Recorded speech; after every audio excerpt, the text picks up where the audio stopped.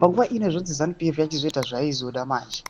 Panguva yabomshogeza towards aiwa 31st March protests and the likes, zvituko zvakaitika panguva iyaya, kwakaonekwa kunzi kwakazoonekwa kuti aiwa General Anselm Sanyatwe ndopo wakazongofaiwa.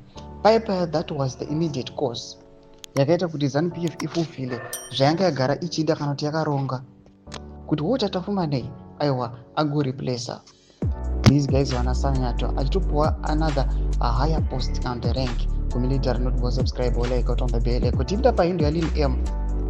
Yesterday we've talked about this post ya 22 March aiwa yalini M yaitaura achiti there was a Precabe meeting which was held at mnangagwa's farm. In attendance were ED Amai Oxy Tagwirei Emerson Jr.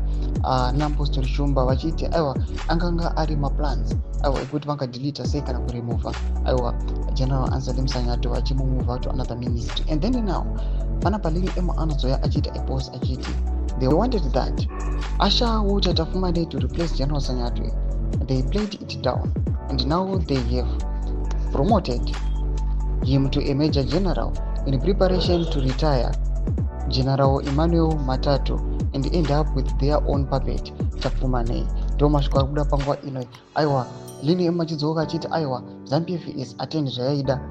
Panapa kunyatsokuonekwa kunzi these mobilizations aronyatsokuonekwa kunzi vana Tafumanei vaiona kunzi they were instrumental in the 2023 general elections.